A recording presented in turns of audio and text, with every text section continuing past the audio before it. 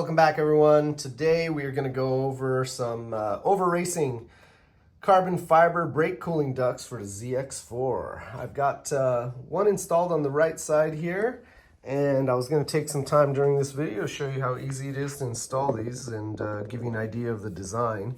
The backstory on these are I saw they made a right cooling duct for the ZX-25, which only has a single disc brake on the right side. And I just kind of hit them up and I said, hey, could you make one for the left side too to cover the ZX-4? And they emailed me back and said, sure, we've got them ready to go. You want a set? And I was like, okay.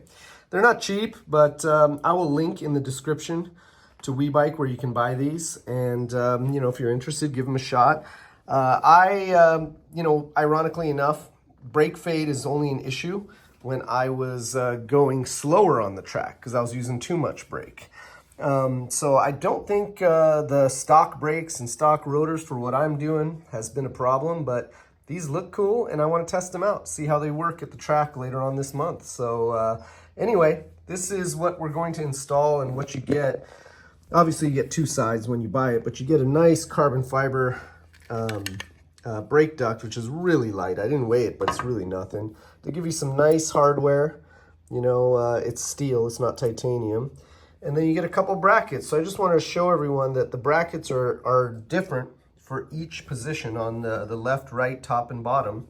And if you look at the picture, you'll figure it out. But basically, you know, the upper ones have this shape.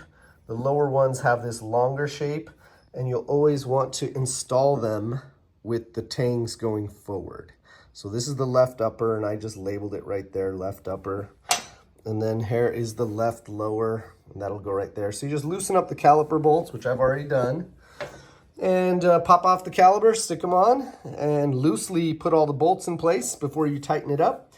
And then you'll get this result right here. And you'll have to notice I did take out the little metal bracket here because I didn't want my wheel speed sensor wire to chafe against the carbon fiber. So I just created my own little bracket out of some 032 safety wire, eliminated that bracket, which was steel and ugly anyways. So anyway, let's go ahead and get these brackets on and show you the process. Now we've got the brackets for the brake duct in place, and you can see how they position, and they rotate obviously. And the next step we want to do is just kind of loosely stick this brake duct on. I don't have the caliper bolts tightened yet because you need to move these around and let them settle into the exact spot that they need to go into. So let's go ahead and now mount up the duct, a couple screws, piece of cake, and then get it in place and show you what that looks like. There you have it. That's it. Really easy install. I mean, literally 4 bolts, 2 for the caliper, 2 for the duct, put everything back, that's it. But here is what it looks like. Looks really cool.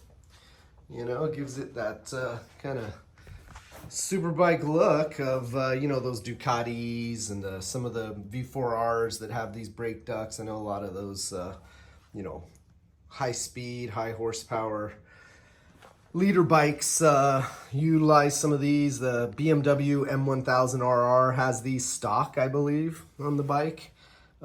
These are, you know, bikes on a whole different league. But anyway, a few things I want to point out about these. First and foremost, the brackets that you add on here do indeed move your calipers outboard by about 1 millimeter. In my experience, using spacers for a variety of things on brakes, that's not going to be an issue.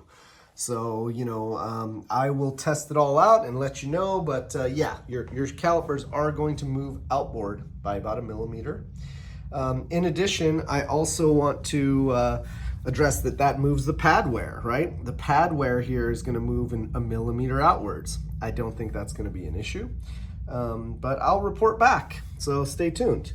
Going to the track in 3 weeks, so we'll try these out. We'll try them on, we'll try them off, see how it all works out. The other thing I wanted to let everyone know is that the safety wire here is just holding clips. These clips are just there to keep the bolts from departing if they get loose.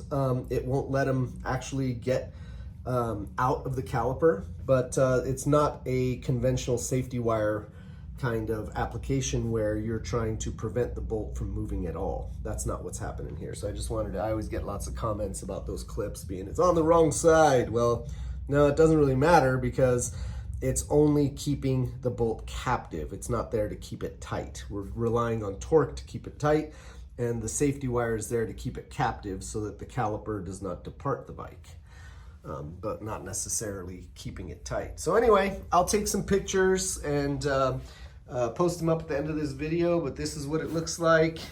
We'll give it a shot at the track. Look at that frontal area, pretty neat. There'll be definitely some blast air going into these calipers, and I have had some brake fade, but I think that was due to my excessive braking. So I don't know that I'll see a big benefit of it from these, but they're a neat part. They look pretty, and if you're interested, just go into the description. I'm not affiliated with WeBike at all or Over Racing. I just like these, and I'm making a video about it. But like and subscribe if you want to see some more ZX4 stuff. We've done a lot of cool stuff lately. Most recently, I think I'd put some frame plugs, put in the triple clamp from Bonamici, did the Gale Speed reservoir. So yeah, this bike's fun. It's fun to mod out. It's got a lot of pretty parts on it. It's fun to ride, most of all. So let me know what you think in the comments, and thanks for tuning in.